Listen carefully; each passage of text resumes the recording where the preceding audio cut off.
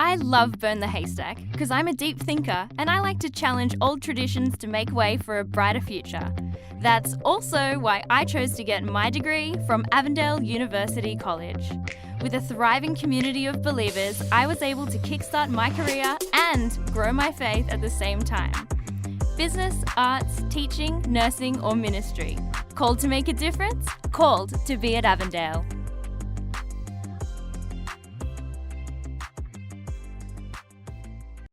Have you ever read something in the Bible and been totally confused by what you read? And maybe you're thinking, I want to read the Bible better. I want to know what this is all about. Well, this is the episode for you. Last week, we talked about some of the tools that you can use to figure out what the original meaning of the text was. And this week, we're putting those tools to the test. Absolutely. Every tool we use in this episode is free to use. Anybody can access to it. And we are going to be unpacking 1 Corinthians 14, 34 to 35, which shouldn't be controversial at all. Let's get into it.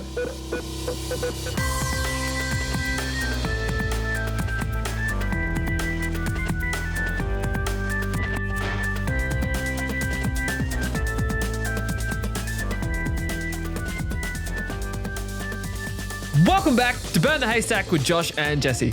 I'm Jesse. And I'm Josh. And this is a show all about saving the best and burning the rest. It sure is. And as you probably heard, we are on a roll with this series. We are talking about how to read the Bible responsibly. As opposed to irresponsibly. Which more people do than we would like, I guess, at this stage. Not going to lie, though, when I first thought of that name, it made me think of like reading the Bible whilst riding a motorbike, whilst also doing something really dangerous with the other hand, like just irresponsible. I mean, that would also be reading the Bible irresponsibly, but anyway. So, one of the things, Josh, that we haven't done, we've talked a lot about the Bible over the last 2 episodes. We've talked about what the Bible isn't. We've talked about what the Bible is. And we've also gotten into a little bit of how to interpret it, how to exegete, some of the tools. But one of the things that I have noticed, and no doubt you've noticed as well, is we haven't actually spent that much time in the Bible itself. Like actually reading through it. Yeah. But today is different. If I angle my microphone, you can probably hear the pages turning. Whoa. Actually got a paper Bible in front Bible. Of me. A real Bible. Unlike those fake Bibles. Can you show everybody on the video the Bible that you have in your hand? Because it is a marvel. It looks like it belongs in a museum cabinet display. It has been through life. So this is my coffee Bible. It was a gift from my wife while we were dating.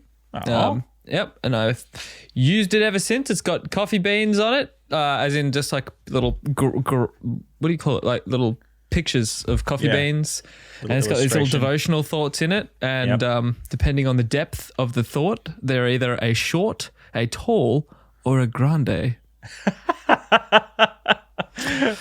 You can tell that it's American just by that classification alone. It's like the Starbucks. I know, yeah. It's basically a Starbucks Bible, but no. You can't. Yeah, they just couldn't get the branding for Starbucks, unfortunately. That would be pretty cool. I'd get a Starbucks Bible. It'd be kind of fun. There are people who are like really into Starbucks. I've found, like really into it. Oh yeah, it's. For good reason. I mean, they got a... I mean, I don't like their coffee as much, but I like a lot of their other hot drinks. Yeah. I mean, the thing about Starbucks is you go in there for the experience, I reckon. Yeah, that's right. Yeah, I mean, I have the fondest memories of when we were in Japan. Not you and I, but Danelle and I were in Japan. And we went to a Starbucks. I'm trying to remember where it was. I think it was in Osaka. Might have been, I think it was in this park in Osaka. And it was just beautiful, awesome vibes, just brown leaves and stuff everywhere. Beautiful. And there's just this little really modern, nice looking Starbucks in the middle of this park. So yeah, I just have super fond memories of even just that. I was thinking about it this morning. I'm like, man, I wish I could go back to that Starbucks specifically, just chilling in there. And it just felt like the legitimate Starbucks experience, but in a whole nother country, but still the same Starbucks. Yep. Yeah. It's like when I'm in Melbourne or when I go to the one here in Hamilton, New Zealand. There's one in Hamilton. I didn't know that.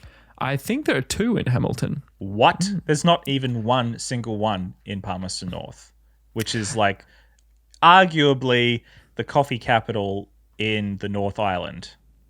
It seems crazy to me. No one. Okay, so who considers Palmerston North the coffee capital of the North Island? Palmerston North is well known for having more coffee houses per capita or per square meter or something like that, more cafes than any other city in New Zealand. I'm pretty sure. It's coffee, it's cafes and churches are the 2 things that Palmy has going for it. There you go. Lived there for a few years. I didn't even know that. I mean, I think of Wellington as more like the coffee place of New Zealand. You know? But Wellington has everything. Wellington is the capital of the country. It's got the arts and the culture, and it's got all the museums and the historical stuff. Why can't we have the coffee? Like, come on, Wellington, don't be selfish. That's fair. I mean, I love Wellington, but I can't fault you on that argument. You should have one thing. Palmy should have something. Yeah, something that we can be proud of. Something, anything. I mean, you could almost argue by not having a Starbucks, you're the coffee capital because you're so snobby. You don't even accept Starbucks coffee. I think there used to be a Starbucks in Palmy. I'll take it. You reckon there may have been? I'm sure. I remember having a conversation with someone there and them telling me there used to be one. That'd be a good Google later on. But anyway, I do not have a coffee Bible. I have so I'm using my study Bible today. I have 2 study Bibles. They're both NLT. And this one is kind of the more dry academic one, I suppose. The other one is the Life Application Study Bible. But I like this one. This one's a good one. This actually, funnily enough, was Karina's. This was my wife's, but she didn't like this one so much, and she liked the one that I had, so we kind of ended up doing a trade, and now I use this one more often than not. That's funny. So she likes the Life Application Study Bible. That's quite a good one. There are a whole bunch of different versions for that. Yeah, it's a good one. Yeah, it's funny. We were talking about this before. I currently don't have a physical study Bible. Sacrilege. It's pretty weird, actually. I know I used to have one, but I haven't had it the whole time I've been in New Zealand because I use like Bible software and stuff like Logos. So it's really strange. So now I'm kind of like, oh, I should get one. There is a study Bible here, but it's Danelle's. So okay. Well, that's all good. If it's Danelle's, what's mine is yours, and what's yours is mine. I don't know. My wife always just says, what's yours is mine, and what's mine is mine. Classic married life. Love it. Anyway, so today, yes, we are getting into scripture. We are jumping into it. We are diving into it, and we are going to spend some time in a very specific part of the Bible. And what we're going to do today is basically we're going to take all the tools that we talked about last week. Well, not all of them, but most of them. The stuff that is free, the stuff that you can use today. And we are going to exegete, so draw out of a passage of scripture, the original meaning, the context, the author, the audience, the cultural setting, all that sort of good stuff. We're not going to we're going to try as hard as we can not to derive some sort of hermeneutic or moral that is applicable for us. We are going to spend today as much as possible just exegeting this particular passage of scripture. Anything to add to that, Josh?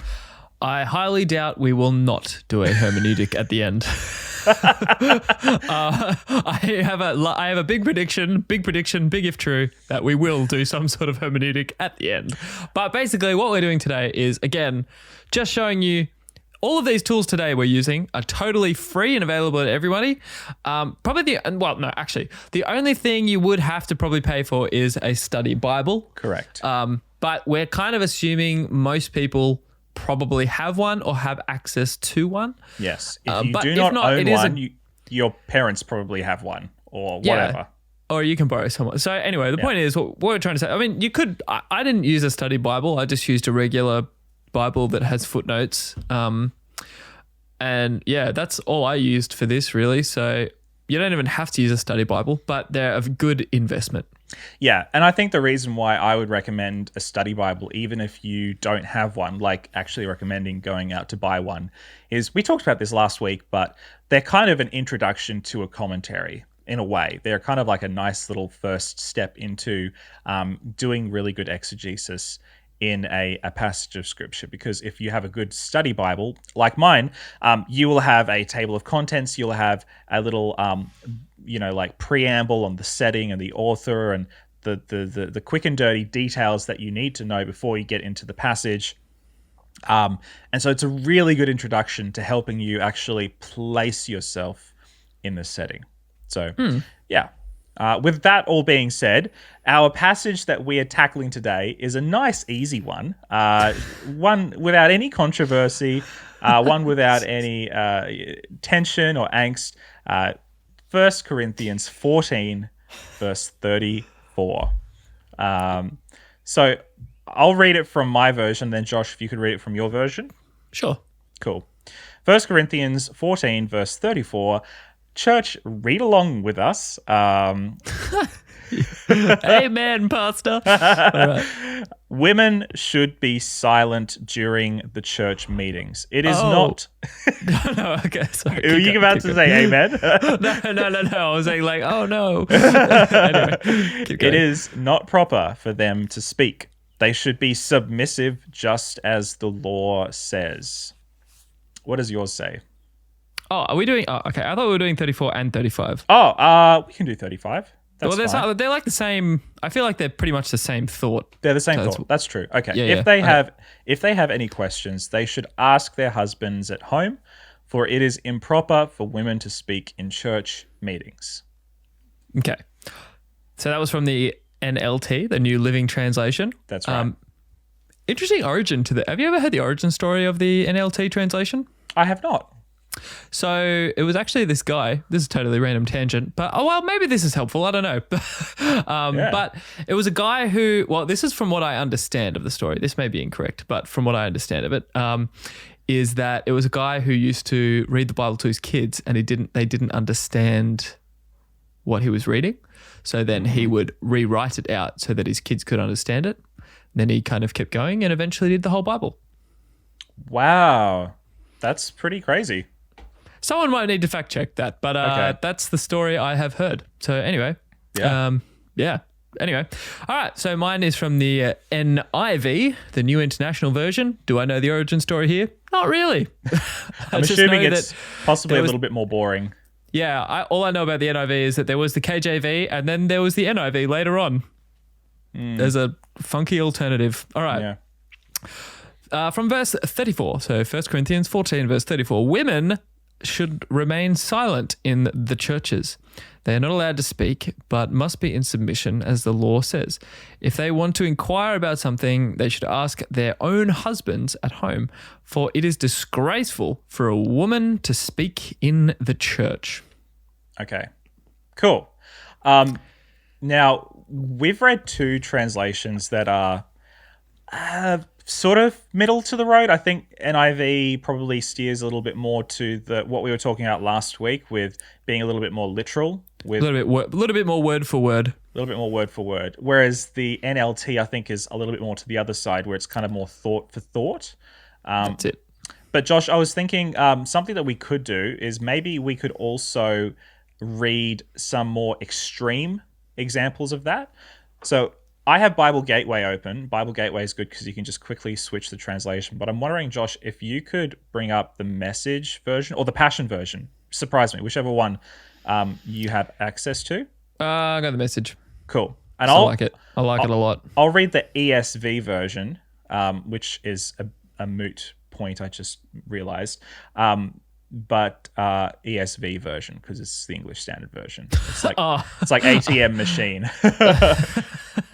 Sorry. Okay. So I'll read from the ESV, and then if Josh, you want to read from the MSG, not monosodium glutamate, but the Message version. So the ESV is more word for word. So in this version, it's more let's actually translate it exactly as much as possible as the words actually meant in the original language. So ESV says this: the women should keep silent in the churches, for they are not permitted to speak, but should be in submission, as the law also says. If there is anything they desire to learn, let them ask their husbands at home, for it is shameful for a woman to speak in church. Okay. And from the Message version, which also rolls in verse 36. Yep. And it's sometimes with the Message translation, it's hard to just tell where one verse ends and another starts because they're so different. So I'm just going to read through to the end of this whole chunk. So it'll be a little bit longer than the rest. Sweet. Wives must not disrupt worship. That's so different already. Sorry. Wives must not disrupt worship, talking when they should be listening, asking questions that could be more appropriately that could be more appropriately be asked. I'm reading this wrong. Sorry. Wait. Jesse might want to edit this to make me sound smarter later on. Okay. Wives must not disrupt worship, talking when they should be listening, asking questions that could be more appropriately be asked of their husbands at home. God's book of the law guides our manners and customs here. Wives have no license to use the time of worship for unwarranted speaking. Do you, both women and men, imagine that you're a sacred oracle determining what's right and wrong? Do you think everything revolves around you? Cool. Classic Eugene Peterson. I always took me for a spin there. I love the way he puts it. Yeah. He's amazing. So good. Rest in peace. Absolutely. Okay. So I think our inclination would be for just to jump into what's going on here because, yes, obviously this is quite a controversial passage, has been for many people in many churches for many, many centuries. But I think it is important for us to set the stage for what in the world is going on here because you read something like this and you kind of takes you aback a little bit. At least it does for me. Like, I have no idea what's going on here. This is all kind of wild. So I think it would be important for us to quickly just figure out a few basic things. And the first thing is, where the heck was Corinth, and what was it like to live there, and why is Paul writing this letter to these people in the beginning? And this is where a study Bible really comes into it. This is a really, really cool... it gives you the ability to be able to really situate yourself. So my study Bible tells me that the city was actually located on a really strategic point, separating mainland Greece from the Peloponnesus. It was a port city, and it was a really multicultural city. You can go and visit the ruins there today, actually. In fact, according to my study Bible, because it was a port city, there was a reputation that it began to garner. In fact, there was a saying, there was a verb in Greek, the Corinthiazomai, which means to act like a Corinthian, which apparently in the ancient world was sort of a slang for somebody who was sexually loose. Wow. Yeah. What a reputation. Yeah. So it was an ancient city. It existed long before the time of Jesus. Actually, it was destroyed by the Romans in 146 BC. So 146 years before the birth of Jesus. Later, it was subsequently rebuilt and repopulated by apparently a large part of the population of the new city were ex-Roman slaves. From all different parts. And because it was a port city, it was a really cosmopolitan, multi-ethnic, multi-religious sort of city. And because, again, it was a port city, it had people from different parts of the world going through it. And so it was a really sort of almost like... it feels like it was kind of like one of those cities that is just really multicultural and like a New York City or a Los Angeles, just really like the center of the world, very close to Rome, very close to the major areas in Asia Minor and Greece, and sort of this really vibrant sort of multicultural, multi-ethnic city. So that's from my study Bible.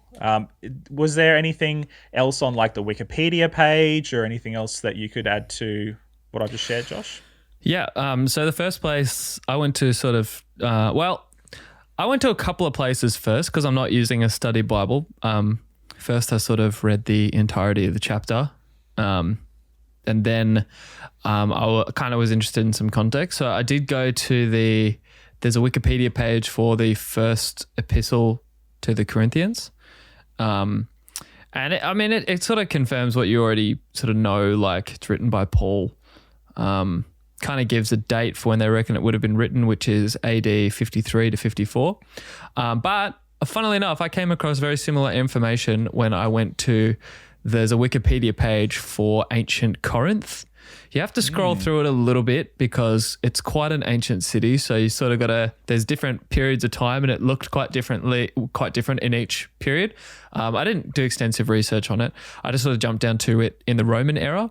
So it's interesting. There's one little sentence that caught my eye. Under the Romans, Corinth was rebuilt, like we were mentioning, as a major city in the southern Greece. In southern Greece, or how do you say it? Achaia? I don't know. I think Achaia. Yeah, it had a large mixed population of Romans, Greeks, and Jews.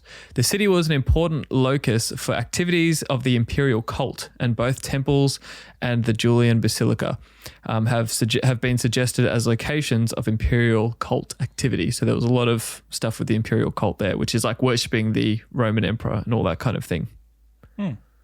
Cool. Yeah.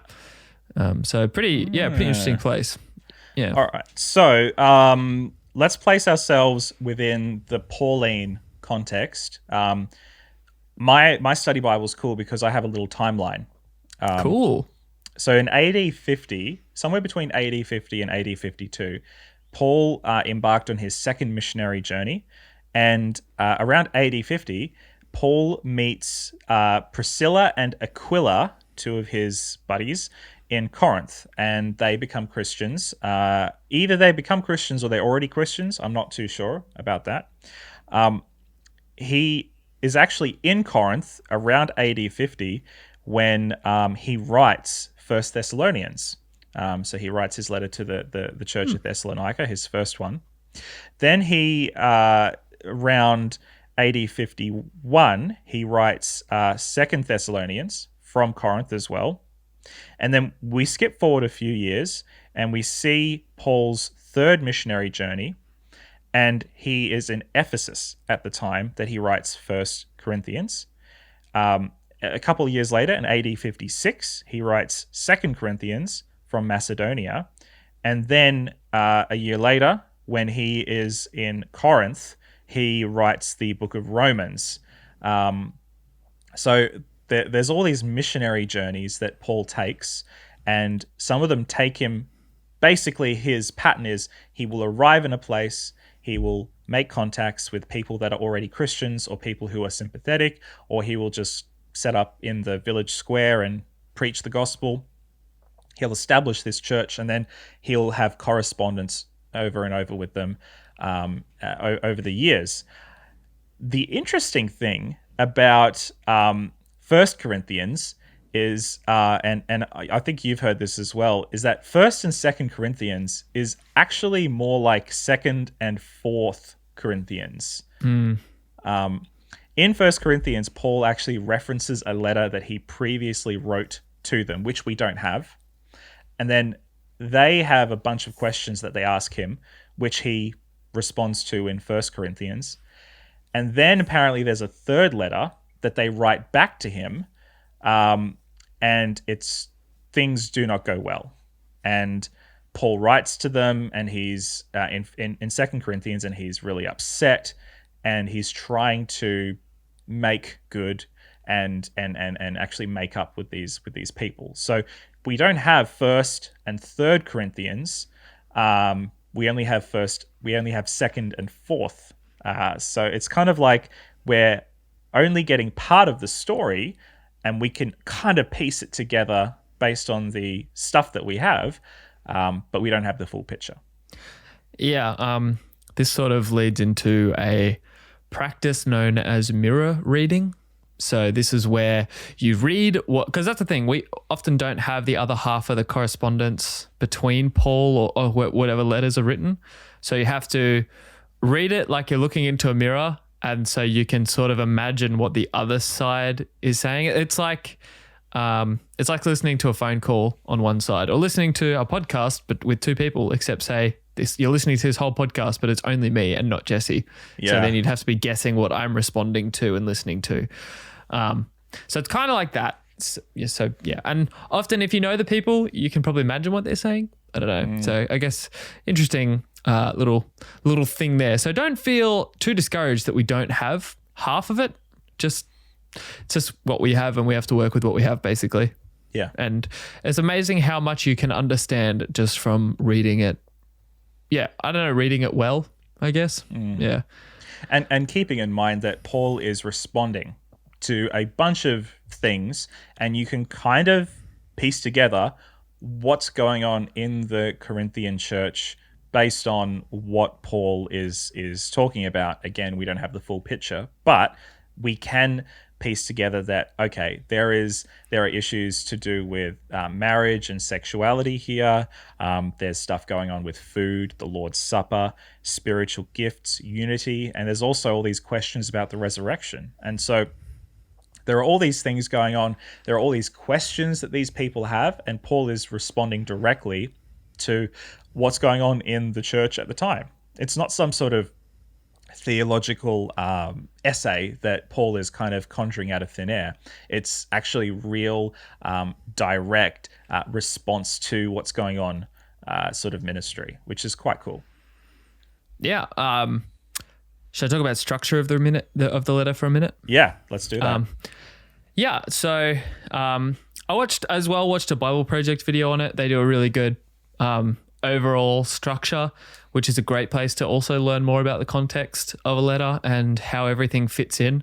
Because sometimes reading something, like reading what we read, it's like, that seems so out of the blue, but once you sort of begin to see where it's placed in the whole letter, it does help you, I guess. Well, it helps with that mirror reading, but it also helps like figure out why Paul might be saying that.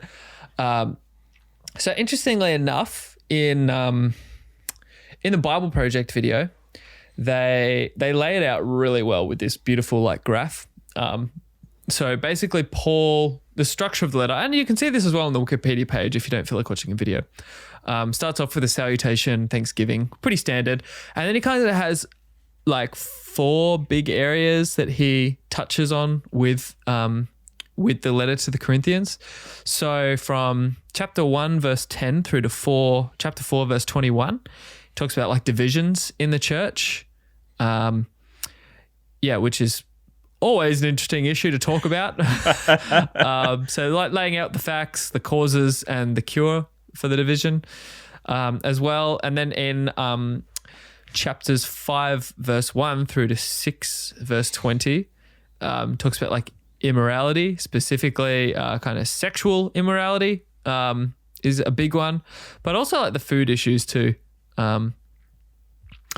Which is a little bit different for us because we're kind of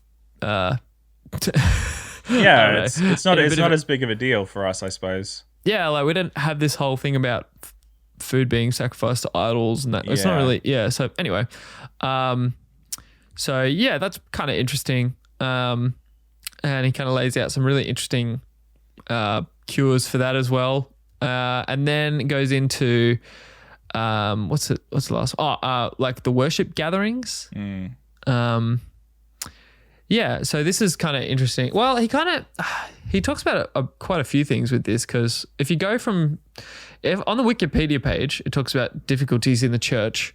And so from chapter 7, verse 1 through to 14, verse 40, talks about marriage, Christian liberty, and worship is what they say on the Wikipedia page. But obviously, I think the Bible Project probably makes a bit of a different division there. Because I think they would lay all of that into just what do you call it, like the gathering of believers, right? Yeah. Or they might have laid the marriage part into purity. So anyway, it doesn't really matter how you divide it. I guess it's just looking at, there are these big key areas that Paul's looking at. So this part that we're looking at today clearly falls into this worship gathering part about how the gathering is meant to take place, because obviously there were some troubles going on there, so Paul had to lay down some rules. And then lastly finishes up from 15 to chapter 15 verse 1 to 58, and it's all about the doctrine of the resurrection, because obviously there was some confusion going on there, and then he closes out after that. So that's like a overview of the whole structure of the letter. Yeah. And it's funny because the particular passage that we're dealing with today is only a small chunk of a much larger discussion, which has been going on for a long time. And he has so much to say on this. And then he kind of finishes off with this little piece about women and, you know, them not being able to speak.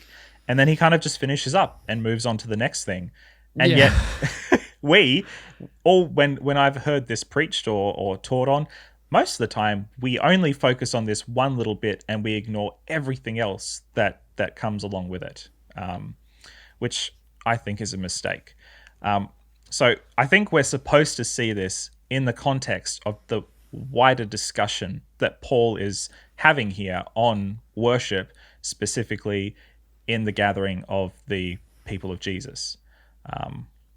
So when we looked at this, so Josh and I haven't shared notes. We've used most of the same resources, apart from my study Bible, which is obviously unique. So we mostly have just all the same stuff. We have BibleHub.com. We have EnduringWord.com. Was there anything else that you had? There was Wikipedia. Wikipedia. I didn't really. I was going to say I started using Blue Letter Bible, and then I just sort of gave up. So I didn't. I didn't really use Blue Letter Bible at all. I pretty much just used Enduring Word, Wikipedia, and I looked over there are some various commentaries on Bible Hub. Cool. And I read through a bunch of them. So, if you want to follow along at home, feel free. Those are our sources. We're not using any fancy, expensive commentaries.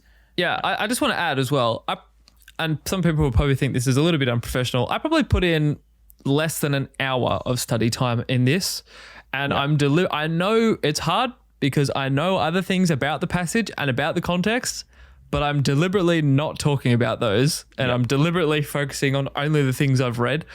So, you know, like this is less than an hour's work for me anyway. And Jesse, I don't know, do you know how long roughly you put in? Less than an hour. I did maybe half an hour of going through the sources and just reading them. Most of the time was spent in my study Bible because it has all the cross references and, you know, different areas that I can run to. And so but not that long. And that's the point. This doesn't have to be, look, spending more time in God's word is always a good idea, but at least to start off with, you don't have to spend hours and hours and hours of research to be able to understand a passage. We're deliberately choosing to spend an average amount of time that most people would probably be willing to sink into a first swipe at this, as well as the resources which are free. So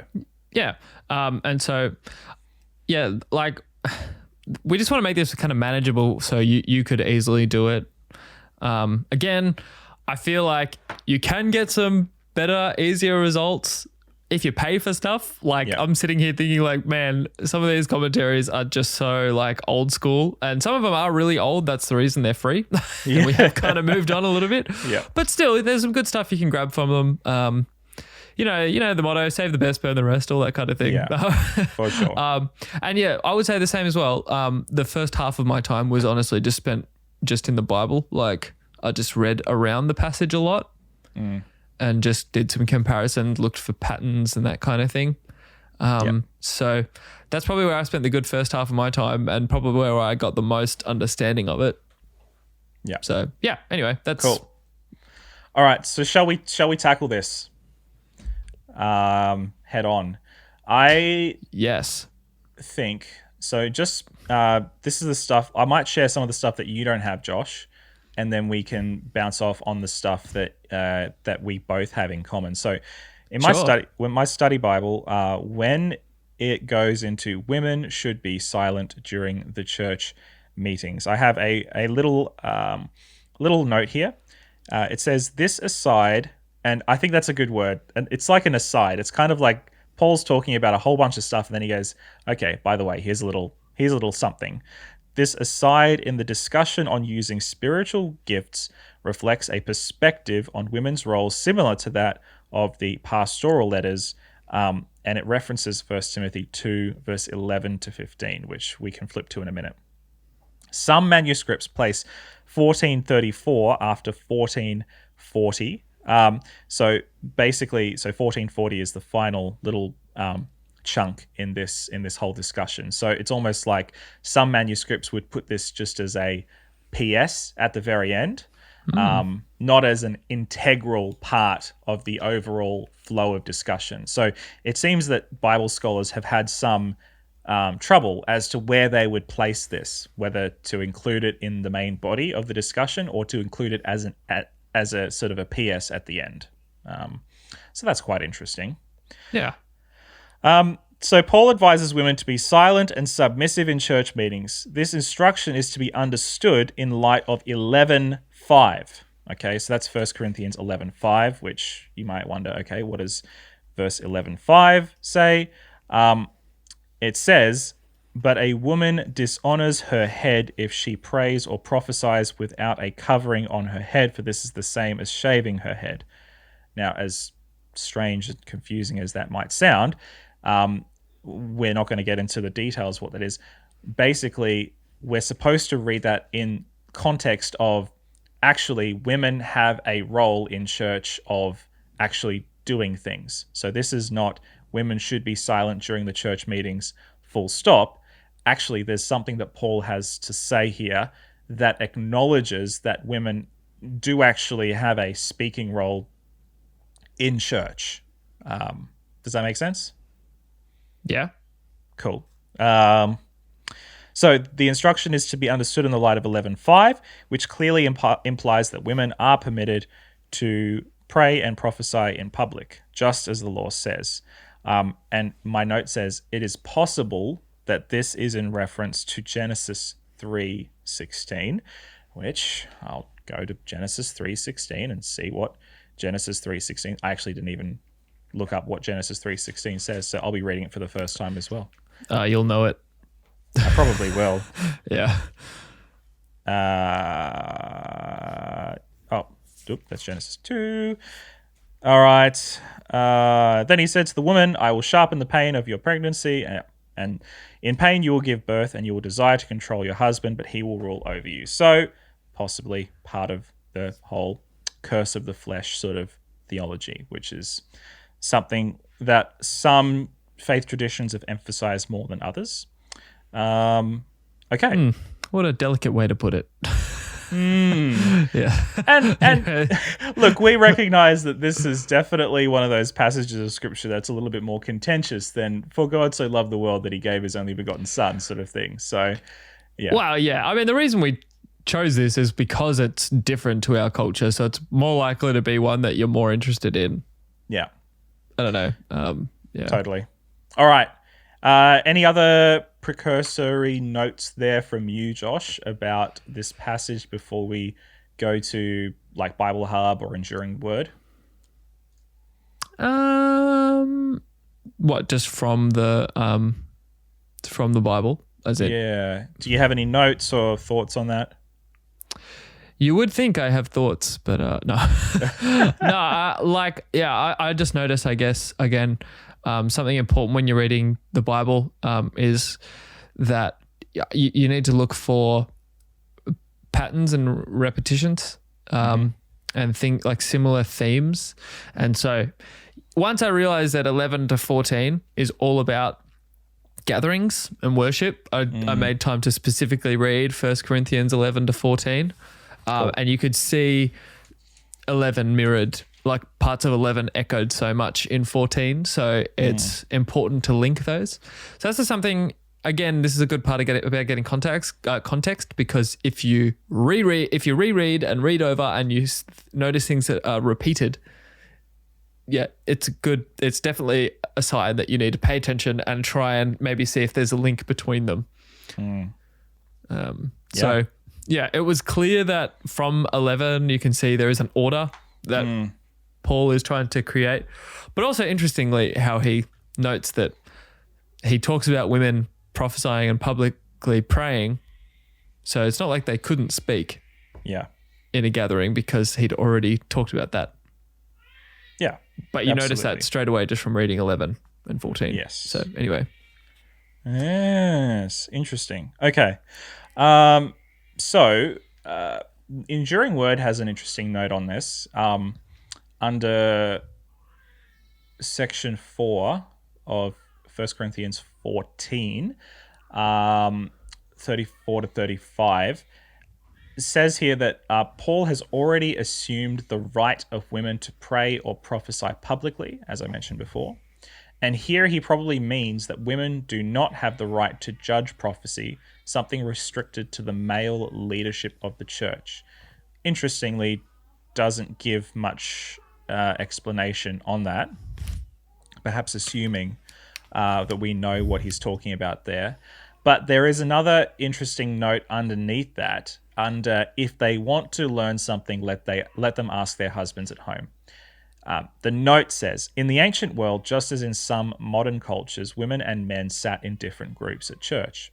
Among the Christians in Corinth, there seems to have been the problem of women shattering or disrupting the meetings with questions. Paul is saying, don't disrupt the meeting, ask your questions at home.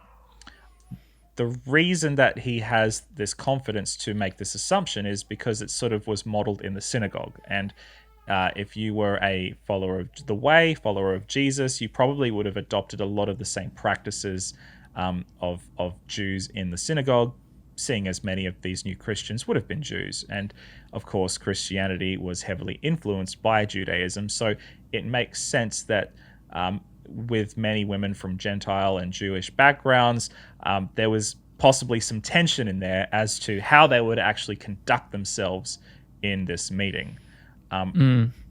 Yeah. Any thoughts on that, bro? Yeah, no. Yeah, what? So yeah, you're looking at Enduring Word. Yeah. Yes. Yeah, no, you pretty much nailed it. Cool. Yeah, I found it pretty interesting. Like the tension. That's something I hadn't really thought about. The tension between a Gentile woman trying to understand how to gather as the church body compared to a Jewish woman coming in. Yeah, obviously there would be some difference there. So because obviously the Jews would just pretty much do what they were used to in synagogue, whereas Gentiles would, have, I guess, I don't know, maybe like again, we saw in the Wikipedia page that the imperial cult was huge. So maybe they were just copying what they thought they should do at the imperial cult, or maybe they were trying to do the opposite of what they did in the imperial cult. I don't know. Hard to tell, but I'm sure that would have influenced this in a way. Yeah. Yes. It is quite interesting when you look at the entirety of even Paul's letters, because I don't know, like I've heard a lot of people say, look, I have issues with Paul, he seems to be a little bit of a misogynist, blah, blah, blah. But actually there are a whole bunch of different passages and things where he specifically praises women who are leaders and who are exercising leadership and authority in the church. You don't have to look very far to be able to see that. And I don't think it's that Paul has issues with women exercising leadership. I think it's very much a cultural problem. We live in a very fortunate time where most of the world, women and men have equal opportunity to education. But the ancient world just wasn't like that. Education was for the rich and was for the rich males, right? Oh, totally. The fact that you and I live in a country where the leader is a female is radically different to this. And you have to acknowledge that when you're reading, like, this is a letter written to a specific group of people in a specific cultural context. Yeah. And so then you have to bring your cultural context to it to understand that there are no, wait, what am I saying? You have to kind of put away your cultural context to understand it and then bring it back to your cultural context would be a better way to word it. Yeah. Like what we talked about in the last episode.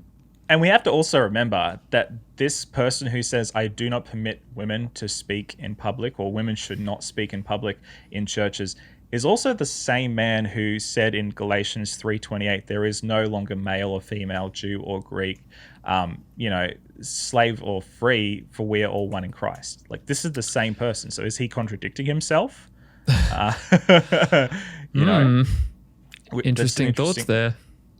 Well, my point is that I think what Paul is trying to do in Galatians is he is trying to lay out a kingdom principle for how people in the kingdom of Jesus should act in light of the fact that we are now living in new creation and that we are looking towards a day when said creation will be ultimately restored by God, ultimately and finally.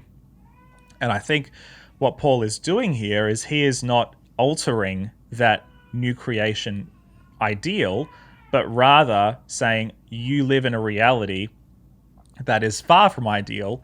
We have to do the best that we can in that ideal. But in case you're wondering about specifics, here is some specifics to help you in your specific cultural context. So I don't think Paul is actually contradicting himself here. I think he is still, his overall goal is to help the church at Corinth live that kingdom principle, live that kingdom ideal, all the while helping them to grapple with the specifics of their cultural occasion, if that makes sense. Yeah. Yeah, that does make sense. Yeah.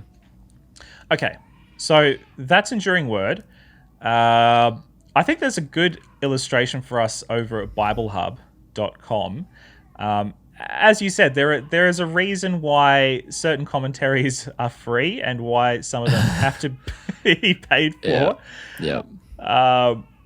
And again, this does come down to what faith tradition you're from. If you're from a more Calvinist background, you've probably disagreed with almost everything we've said anyway, and that's fine. The pulpit commentary is quite interesting. I don't know if you read that one, Josh. I did. I didn't agree with it, but this is a good example of there are some sources which can challenge you, and there are some sources which you can grapple with, and some sources which you can just go, you know what? I don't think I vibe with that. Yeah. So here's what it says. Actually, do you want to read it? I feel like I've been talking a lot. Oh, I don't have it okay. in front of me, but... no problem. Yeah. Okay, so here's what it says. Under verse 34 and 35, let your women keep silence in the churches. St. Paul evidently meant this to be a general rule and one which ought to be normally observed, for he repeats it in 1 Timothy 2:11 and 12. Right off the gate, contradicting what I just said. Okay, Yep. so this commentator says that it's supposed to be a general rule that everybody should or ought to follow. But at the same time, it is fair to interpret it as a rule made with special reference to time and circumstance, and obviously admitting of exceptions in both dispensations, as is perhaps tacitly implied in 1 Corinthians 11, verse 5, which we've already referenced. So, on the one hand, the commentator is saying it's a general rule, which he is saying that everybody should observe all the time, but it's also something that admits special circumstance and cultural occasion, which is a bit of a contradiction. Yeah. Messy. It's a little bit messy. Yeah. Yeah. Yeah, I it's annoying. I'm trying to find. I read something in a commentary, one of the commentaries on here, and I'm trying to find which one wrote it. Maybe you'll find it, Okay. or you'll know. You'll sort. It was one of the ones on Bible Hub, but I'm trying to look over it. Anyway, but it was about how they found it interesting with this passage because it's implying that I think with that this should be done in the context of family. Like women should be talking, like husbands should take responsibility to teach and talk about this in the home and bring their spiritual life to their home as well. which I found really cool and encouraging. It's like your spiritual life is not just at the church, but it's actually supposed to be something discussed at home. Obviously, there seems to be whatever organizational issue was hitting them there, that the women were disrupting the church service in that particular context. But it's not like they were excluded. Instead, they were included. And that they should talk about it at home. I thought it was Matthew Henry's that said Matthew Henry commentary, but I can't find it again. So now I'm questioning myself, but I know it was one of them. Okay, here's what should be done at home. Here's what Matthew Henry says. When the apostle exhorts Christian women to seek information on religious subjects from their husbands at home, it shows that believing families ought to assemble for promoting spiritual knowledge. That's it. That's what I read. There you go.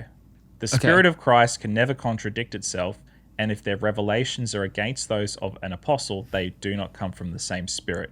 The way to keep peace, truth, and order in the church is to seek that which is good for it, to bear with that which is not hurtful to its welfare, and to keep up good behavior, order, and decency. Interesting. Yeah. Can I share a little thing I found just on my own reading and looking at patterns? Cool. And so again, the big thing is you're reading this in the context of this whole, what seems to be a big chunk of thought, 11 to 14. So I sort of was reading this and connecting it to the idea of when he was talking about speaking in tongues. And in the worship service, it talks about how there should be order, not chaos, and like everything spoken, there should be intelligent, like it should be intelligently spoken, or I don't know if that's the right word, intelligibly spoken. Yeah. And interestingly enough, he talks about how, I don't know, there's a whole discussion on tongues, but we won't get into that. But I kind of linked it to how he's wanting everything to be building each other up in the church body, and he's wanting everything to actually be constructive to one another. So what I'm seeing is if you follow that pattern, it works the entire way through all 4 of those chapters. And so then when you bring it to the women, so obviously whatever they were doing in that church body was not constructive and building up, and not teaching well. So that's why I'm kind of like leaning to the idea, this is just based on, I guess kind of mirror reading, is the idea that clearly whatever the women were doing in that situation was not, like, it was causing the same problems that the speaking in tongues was, and the disorder of service. So I found that pretty interesting, and I'm questioning if maybe there's like an education issue there too. Like, I don't know if women had the same, well, I do know, but based on what we've read today, I don't know if women had the same access to education and that kind of thing. Maybe there's issues there that you could look at. If you wanted to go deeper into all of this. I do know that, you referenced right at the beginning that Corinth was a hub for all sorts of religious activity, and there were many different cults and religious groups present there. One thing that I read, and I wish I had a source on this, but talks about how women were often a central player in the practice of these religious cults. So you would have priestesses, I think probably similar to maybe the Ephesian sort of situation. The cult of Diana. Yeah. You would have women as central priestesses who were teachers, probably also mentors to young girls and maybe boys, I don't know, and definitely religious leaders within their context. And so if we were to take a few steps of to try and figure this out, perhaps it was a situation where you had these women who used to be part of these religious cults wanting to exert the same level of authority that they had in their previous religion, in this new religion, except they actually didn't have the spiritual knowledge or understanding to be able to exercise that authority appropriately within the Church of Jesus. Again, I'm making some assumptions and predictions based on some inference or implication, but it doesn't seem that far-fetched that to construct what was happening. Yeah. Yeah, this is when it's getting really hard to not now go into stuff I do already know and stuff that I've read about this before. And I think I've already kind of done that a little bit too much. Yeah, I know. Yeah, and so this is the advantage, listeners, because as you read and grow more in the Bible, it's like exponential knowledge and growth. Yeah. With it, so like as you learn more things, you can then bring that knowledge in. It's actually I was gonna mention there was one other source I used. Okay. I looked at Bible web app. Okay, I did not look at that one. Yeah, to look at the words used there. Okay. And didn't come up with much, to be honest. But yeah, I don't know. Yeah, the word there for they're not permitted to speak. It's like so the definition of the word there is to utter a voice or emit a sound, to speak, to use a tongue, of the faculty of speech. Yeah, I don't know. It's like to talk, to chat, maybe. It's So Strong's, not Strong's, Englishman's Concordance. It says here, lalane, a prolonged form of an otherwise obsolete verb to talk, i.e., utter words. So it's not like a. It's not teach. It's to talk. Chatter. It's just a chat. Having a bit of a chinwag. Yeah, the hard part is I don't know what the word for teach is. Like I'd have to scroll through here and find it. But I would think that that's significant. That the word there is like, got to keep silent. Like don't chat in church is kind of what in the church gathering, because obviously it was disruptive. But then that's me knowing a little bit more about Greek. So I don't know if it's fair for me to bring up, because I don't know if everybody would come to that same conclusion. But I did find it from a free tool. You know, that is Bible web app. And yeah, you can learn more about the Greek language by looking up these sort of things. So all right. So I don't know. Yeah, I find it a deliberate use because I'm sure there's a different word for teach than there is for speak. There is. It is didaskane. Yes, there you go. So that is to teach, direct, or admonish, a prolonged form of a primary verb deo, to teach. Yeah. And I found that in 1 Timothy 2 verse 12, where Paul says, I do not permit a woman to teach or use authority over a man, but to be in quietness. I'm just translating from the Greek. So it's interesting that there he uses, in Corinthians, he uses the word speak, lalane, but in 1 Timothy, he uses teach. It's almost like there's something different going on there that you need to address within the cultural setting. Yes, something about Ephesus that we brought up before. Right. Because Timothy was written in Ephesus. That is with true. The cult of Diana, which had all female priestesses, but I didn't find that from a free source, so I can't bring it up. Anyway, sorry.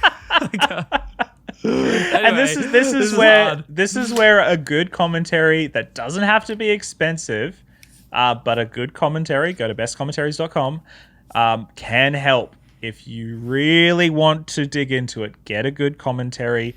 The stuff that we're showing is okay, it's good, but a great commentary, a good commentary is even better. So. Yeah. And I still stand by, like, you can learn most through just reading the Bible and reading these sort of passages in context. Maybe we should start a Bible study podcast. Wouldn't that be fun? That could be really fun. Yeah. Yeah. But anyway, but hey, we'd love to know. I think that's probably about it. Yep. Did you want to do any hermeneutics at the end, Jesse? Do we want to be pastors and bring it home? Well, look, no, I think next week is going to be more of the hermeneutic week, because once you've done the hard work, and this is the hard work of the exegetical process, then you have, in my view, only then you have a permission to come up with some sort of hermeneutic. And I think look, we haven't decided yet exactly what we're going to do with the hermeneutic side of this, but maybe what we could do next week is actually look at this and see if we can find some sort of hermeneutic around it that we're comfortable with and that might be faithful to Scripture. Does that sound like a plan? Could be good. I don't want to commit to it, but we could. All right. Yeah. We'll see how we. Yeah. I just don't. I just feel like we've gotten to a good place, and I think that doing the exegesis is enough. I don't think it is in our nature to have to find a hermeneutic, but I think the exegesis can be enough. Okay. Well, then in that case, I think I've shared everything I learnt kind of about this passage that's sort of shareable right now from free sources and everything. Yep. Shall we? Again, so what I shared then, again, probably 45 minutes work from my side, probably half an hour to an hour from Jesse. Yep. So that's two people looking at independent sources, bringing it together. So that's, again, we want to echo, that's a great way to exegete and learn about the Bible, is to do it together, because then you can divvy up the work a bit and read for yourself and compare notes like what we've done. Hence why this podcast is a little bit messier than our standard format, because we're kind of just winging it and sharing. But and as well, we only used the sources that we referenced last time. Yep. There is heaps online about this passage that you can look up. I accidentally found an entire essay on this passage from AdventistArchives.org that's just a free essay written about understanding this passage from Dr. William Richardson from Andrews University. So what a guy. What a great guy. What a guy. Yeah, totally free online. So, I mean, you could go way deeper into this, and we would encourage you to. You know, you might find better sources than the ones we shared. We just shared about general sources that can be used for anything. But people write blogs, there are YouTube videos on different passages, podcasts. So, hey, be empowered, friends. Let's be empowered. We are going to return next week with a little bit on hermeneutic, and we will see where the stream takes us, and we may do a hermeneutic based on this passage. We may not, but we are definitely going to be delving into some principles of forming a responsible and faithful hermeneutic based on the original intent of the author, and what the Holy Spirit is going to do with it, because that is the other element that is really important, is what the Holy Spirit has to say. Tell you what, Jesse, that sounds like a great episode, and so we can't wait to see you all there, and we'd love to hear from you. Anything you thought about from this episode, any thoughts that you have, and any thing you'd like to share. Maybe after this you go and try and exegete something for yourself. Share what you learnt. We love that. That'll be so fun. And then we can compare, see what great free resources you found. We'd love to share that as well. If you want to share it on the Facebook group or something so everyone can see, that'd be awesome. Let's share some resources that are free online that people can use to read the Bible better together. Fantastic. And if you have a specific question around the series that we've been doing, send it to us, burnthehaystack.org. There's an email form there that you can fill out. It's just burnthehaystackpodcast@gmail.com. If you just want to go straight to your email, send us a question and we will respond to it. If you want to be extra awesome, record yourself on your phone or whatever recording device that you have handy. Keep it under 30 seconds. And your voice will appear on the show. So, we'd love it. That'd be mad fun. Again, for all things Burn the Haystack, the best place to go is, of course, burnthehaystack.org. You know it. Sweet. Yep. Is there anything else someone should do, Jesse, that we talk about every week? There is. If you haven't already subscribed to Burn the Haystack, please do that. We love you. New subscribers are the best. And if you want to help the show out, you can buy the merch, or you can leave us a rating or a review on iTunes or whatever podcatching app that you use most frequently. Absolutely. So can't wait to see you guys next week. We love you. You're awesome. That is Josh and Jesse out.